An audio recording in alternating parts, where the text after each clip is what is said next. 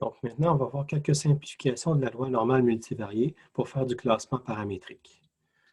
Donc une première simplification qu'on peut faire, c'est de partager la matrice de covariance. Donc de dire qu'on a une seule matrice de covariance qui est utilisée pour les données de toutes les classes. L'équation ici présente comment est-ce qu'on calcule ça. Donc c'est important de bien comprendre qu'il ne faut pas faire n'importe quoi dans le sens que euh, on va calculer ça en ne calculant pas la matrice de covariance globalement sur l'ensemble du jeu de données. Parce qu'en fait, il faut calculer ça par classe en utilisant comme vecteur moyen le vecteur moyen de chacune des classes. Parce qu'on continue d'utiliser un vecteur moyen distinct pour chacune des classes. Et donc, il faut calculer la matrice de covariance par classe et ensuite faire la somme de toutes les matrices de covariance pondérées par la probabilité a priori de la classe. Et ça, bien, ça va nous donner la matrice de covariance partagée ici, qui est le S. Et donc, en faisant ça, on va conserver K fois D paramètres pour les moyennes qui donc varient linéairement selon la dimensionnalité D. Mais on va réduire d'un facteur K le nombre de paramètres utilisés pour calculer la matrice de covariance partagée. Donc, on en a toujours D fois D plus 1 sur 2, donc ça croît selon D carré, mais on n'en a qu'une seule copie et non K copies. La fonction discriminante correspondante est celle-ci. Donc, on voit ici que ça, c'est tout l'élément qui est à l'intérieur au niveau de la loi exponentielle, la loi normale multivariée. Toute la partie dans l'exponentielle est ici, plus le logarithme de la probabilité a priori. Là, sachant que dans le fond, xt fois s inversé fois x est commun pour tous les xi, on peut reformuler ça en disant que directement, la forme est celle-ci. Donc ça, c'est une forme qu'on dit linéaire. Donc en une dimension, ça reviendrait à une formulation de type ax plus b, où a et b sont des coefficients, des valeurs constantes, et x est la valeur qui varie, la variable d'intérêt indépendante. Donc là, sauf que là, on est en plusieurs dimensions, donc on a une formulation matricielle de type vecteur wi transposé fois x, plus wi0 qui est une constante, et le wi est égal à inverse de la matrice de covariance fois le vecteur moyen émis.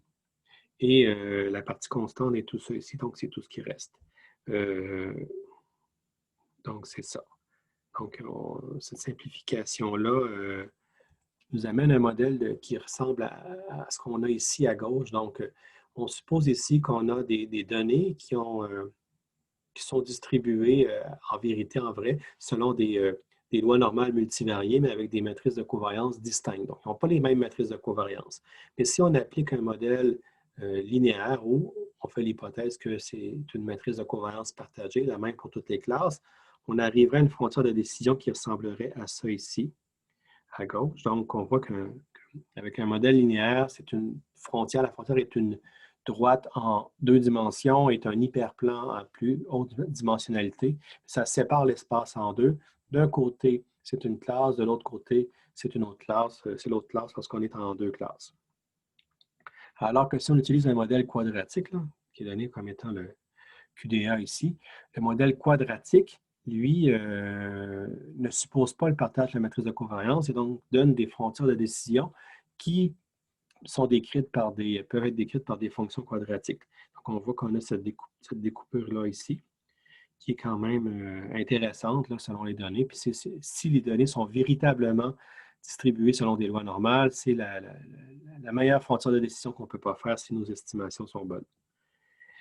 En bas, c'est similaire. On a encore une fois une droite qui sépare finalement nos deux classes comme ça ici, qui est quand même une séparation qui nous semble tout à fait raisonnable. Mais avec un modèle quadratique, on voit qu'on obtient quelque chose d'autre, quelque chose qu'on ne peut pas obtenir avec un modèle linéaire, parce que là, on fait une séparation comme ça, avec deux fonctions quadratiques, mais il y a deux régions finalement pour la classe des bleus. Donc ça, ce n'est pas possible d'obtenir ce genre de séparation-là avec un modèle linéaire. C'est un modèle quadratique ou autre, là, plus complexe encore, qui le permet.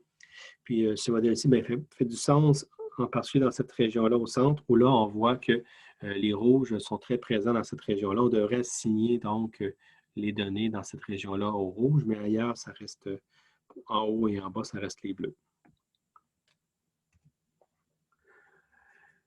Troisième cas de figure qui est intéressant, c'est le cas où on a vraiment une classe, ici la classe des bleus, qui est très concentrée. On voit que c'est très concentré ici, alors que la classe des rouges est beaucoup plus étendue. Donc, c'est beaucoup plus réparti dans l'espace. Donc, avec un modèle linéaire, on reste avec une frontière de décision qui est une droite en deux dimensions, qui va couper ça comme ça, qui va dire tout ce qui est à droite est bleu, tout ce qui est à gauche est rouge. Alors qu'avec un modèle quadratique, on est en mesure d'encercler. On dit, bien, cette région-là, elle est très dense en données bleues. C'est sûr qu'on assigne les instances à la classe des bleus ici. Mais lorsqu'on en sort ailleurs, étant donné que la classe des rouges est beaucoup plus, elle est moins dense, mais plus étendue, plus uniforme. Ce n'est pas uniforme, ça reste une loi normale, mais quand même plus répartie dans l'espace. Donc, le reste de l'espace est pour la classe des rouges, ce qui est tout à fait acceptable, qui correspond quand même bien à ce qui se passe. Puis, comme je vous dis, si les données suivent véritablement des lois normales, le modèle quadratique et ce qu'on peut faire de mieux avec ces données-là. Maintenant, des exemples à trois classes en bas. Donc, un modèle linéaire, on voit toujours des séparations par droite, mais on voit qu'on peut faire quand même des frontières qui sont différentes pour chaque paire de classes. Et donc, on a cette séparation-là ici qui est possible en trois classes, pour nos trois classes ici, alors qu'un modèle quadratique, lui, va avoir vraiment des frontières qui sont plus selon un polynôme d'ordre 2, qui permettent de séparer quand même encore plus finement les données. Puis on voit ici, entre autres, que la classe des bleus va dans ce coin-là. Est-ce que c'est une bonne chose? C'est dur à dire. On est en extrapolation dans ce coin-là. Puis je pense qu'il n'y a pas nécessairement de facilité à dire c'est quoi la bonne décision à prendre. Mais on est tellement éloigné de nos données, il n'y a pas de couverture. Donc, ce n'est pas nécessairement fiable la décision qu'on peut prendre là-bas. Comme deuxième simplification, ce qu'on peut faire, c'est de faire en sorte que les éléments en dehors de notre diagonale de la matrice de covariance soient nuls. Donc, on a toujours une matrice de covariance partagée. Et là, on va dire qu'il n'y a pas de covariance entre deux variables distinctes. On a seulement des variances. Donc, on a des valeurs non nulles sur la diagonale ici. Puis, ces valeurs non nulles-là correspondent à notre variance, notre écart type pour chacune des variables.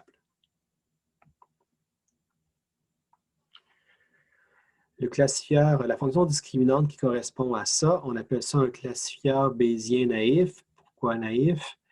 Parce qu'il fait naïvement l'hypothèse que la covariance entre les variables est nulle, qu'il n'y a pas de relation entre les variables qui peuvent être capturées par une covariance.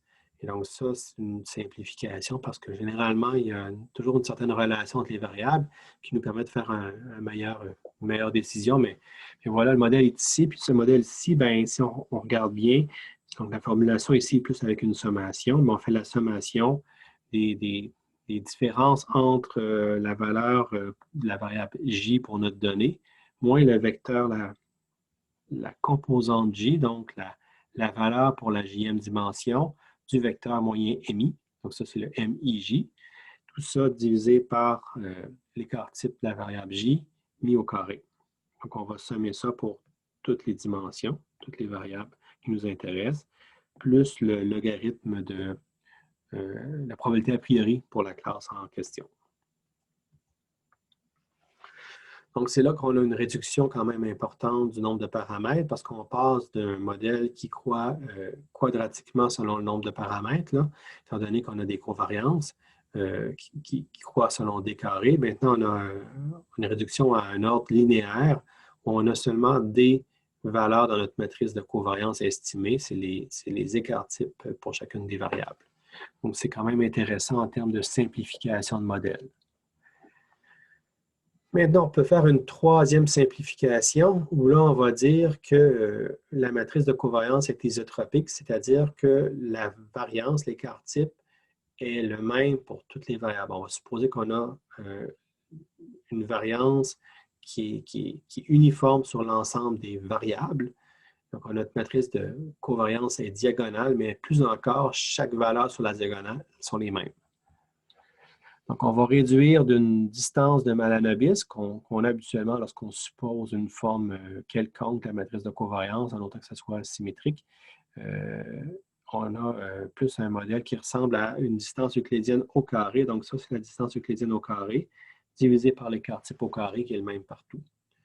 Tout ça parce qu'en développant finalement l'équation générale, puis en appliquant les simplifications, ça nous donne directement ça.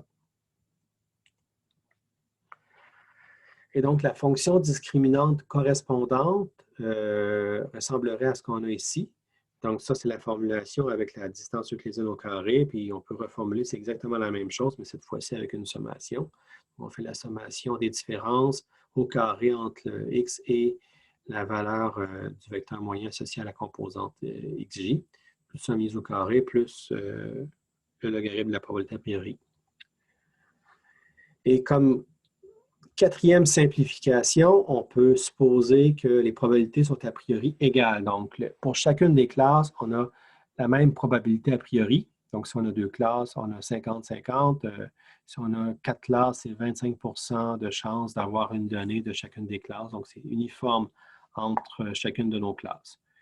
Avec cette simplification-là, on peut transformer notre modèle en un modèle de classifieur à la plus proche moyenne. Donc là, on va tout simplement prendre la distance euclidienne au carré. On fait moins ça vu qu'on veut assigner la donnée au h qui est maximum, parce que dans le fond, ce qu'on veut faire, c'est d'assigner la donnée au vecteur moyen, à la classe dont le vecteur moyen est le plus proche de la donnée.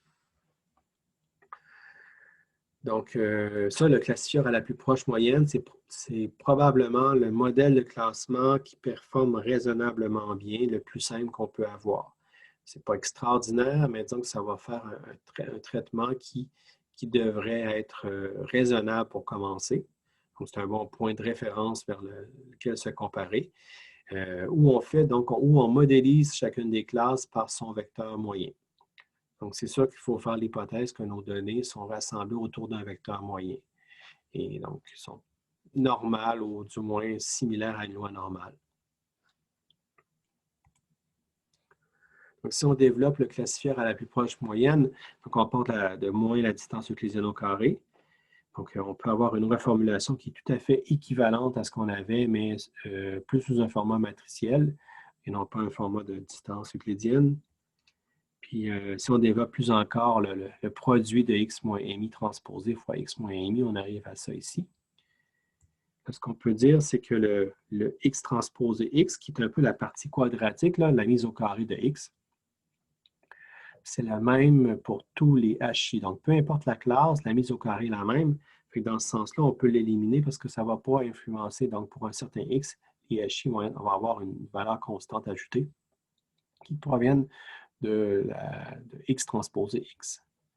Donc, en éliminant ça, on peut arriver à une formulation qui correspond à ça ici, qui est encore une fois une formulation linéaire d'un modèle de discriminant linéaire, ce qui est en une dimension, ce sera la forme ax plus b. Donc, pour ça ici, bien, on suppose que c'est ce modèle-là, mais là, la valeur de WI, le poids qui nous intéresse pour la partie produit avec x, ça correspond directement au vecteur moyen de la classe, au MI, alors que la constante, elle, correspond à MI, la norme L2 de MI. Donc, la norme L2, c'est comme une distance euclidienne. C'est tout simplement la sommation pour les I et MI au carré. Donc, c'est comme une distance euclidienne, mais sans faire la différence entre deux valeurs. C'est carrément les valeurs du vecteur mises au carré, puis on va sommer tout ça lorsqu'on a la norme au carré. Si on n'avait pas la norme au carré, on ferait la racine carrée de la somme des valeurs pour chacune des composantes du vecteur au carré. Puis là aussi, la petite différence avec l'équation qui précède, c'est qu'on a divisé par 2 tout ça pour avoir donc divisé par 2 ici, mais pas avoir un facteur 2 devant le MI. On a directement le MI. C'est directement équivalent. Là, le facteur 2 n'a pas d'influence sur l'ordre donc, c'est ce qu'on a comme valeur de HI, parce qu'on ne s'intéresse pas nécessairement à la valeur absolue, on s'intéresse aux valeurs relatives entre les différents HI. Donc, si on visualise en 3 dimensions ce qu'on a avec ces simplifications-là, donc ici, on a deux classes, donc 2 nuages de points. Donc, nos X sont selon 3 dimensions, X1, X2, X3. Puis, on voit donc l'étalement de 2 jeux de données ici, avec la boule pour les rouges ici, puis la boule pour les bleus ici. Et donc, si on regarde avec un modèle quadratique où il n'y a aucune simplification de fait, on a l'hyperplan ici en gris, là, qu'on peut voir comme ça, qui permet de séparer finalement l'espace. Puis on voit que ça tend à avoir une forme qui englobe un peu plus la distribution des bleus. moins selon un certain côté. Et donc ça, ben, c'est le genre de frontière qu'on peut obtenir avec des modèles quadratiques. Avec un modèle linéaire, là, l'hyperplan, c'est vraiment un hyperplan. Ce n'est pas une surface quelconque, une surface quadratique selon une fonction quadratique, c'est vraiment un hyperplan, donc une fonction linéaire qui sépare l'espace. Donc, qui coupe l'espace en deux. Tout ce qui est de ce côté-ci correspond à la classe des bleus et tout ce qui est de ce côté-là correspond à la classe des rouges. Et si on regarde le classifieur à la plus proche moyenne, bien là, ce qu'on voit, c'est un peu similaire, c'est un modèle linéaire aussi, mais on voit que l'hyperplan n'est pas orienté tout à fait de la même façon. Donc, les simplifications qu'on a faites vont quand même changer les choses un peu, vont changer un petit peu l'orientation de l'hyperplan séparateur, même si ça reste quand même un hyperplan. Donc, ensuite, on peut voir l'effet du changement de différentes probabilités a priori pour le cas linéaire. Donc, on reste avec le cas linéaire, donc l'hyperplan séparateur. Puis là, on voit trois cas de figure. Le cas où la classe 1 est présente à 99 et 1, donc 1 est assigné à la classe des bleus. On voit que les densités des nuages de points est très différente. On voit le cas à 50-50, puis on voit le cas à l'inverse. Ici, on a 1 de la classe des rouges et 99 de la classe des bleus. Si vous observez bien, l'orientation de l'hyperplan ne change pas. Là. Si vous voyez un changement d'orientation, c'est plus la caméra dans le visualisateur 3D qui est orienté un peu différemment, mais ça reste exactement le même hyperplan. Donc, l'hyperplan coupe l'espace à la même orientation. La différence, c'est un déplacement. Fait qu'on voit ici que l'hyperplan est plus collé sur la donnée des bleus à gauche avec 99,1 parce que vu que c'est plus dense du côté des rouges, j'ai tendance à s'éloigner des rouges, j'ai tendance à aller couper plus près des bleus. Donc ça, c'est l'influence du logarithme de la probabilité a priori qui a déplacé l'hyperplan dans l'espace en conséquence. Puis similairement, lorsque c'est la classe des rouges qui est à 1 l'hyperplan est plus tassé sur les données qui sont la classe des rouges ici, alors qu'ici, on est quand même assez éloigné. Et sinon, lorsque c'est 50-50, on voit que c'est vraiment à mi-chemin. Donc, c'est vraiment au milieu entre les rouges et les bleus. Et donc, ça reste les meilleurs modèles à utiliser dans ce cas-ci parce que lorsqu'on est très débalancé, on a intérêt de tendre à classer vers la classe dont on a le plus d'instances parce que intrinsèquement, si on a une décision au hasard, du moins si on regarde la fréquence des données qu'on a, même si, par exemple, ici, je vais vous montrer, même si, on pourrait dire ici, là, dans le cas à gauche, où on est très collé sur les bleus ici, il y a quand même des points rouges qui peuvent arriver très près de l'hyperplan. Puis, les chances d'avoir un point qui soit rouge restent vraiment plus grandes en dessous de l'hyperplan, même s'il est collé sur les bleus. C'est vraiment de l'autre côté où là, les probabilités d'avoir que notre donnée soit des bleus est plus élevée.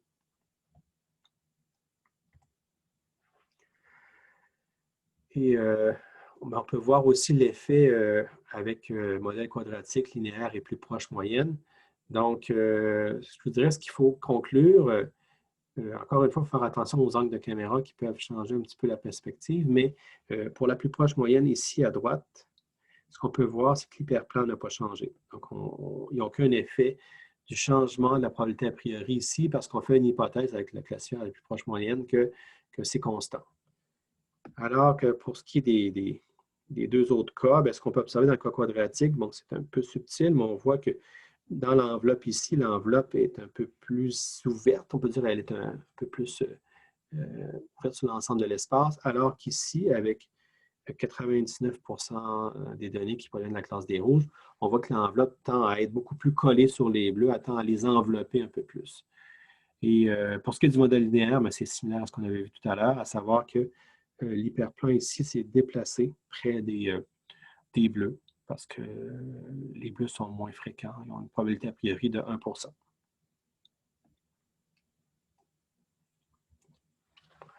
Donc, en résumé, les différentes variantes qu'on a par rapport aux simplifications qu'on peut faire, et on peut en faire d'autres aussi, là, c'est pas Ça fait un tour d'un peu des grandes simplifications. Ce qu'on peut dire, c'est qu'on peut avoir une matrice de covariance partagée.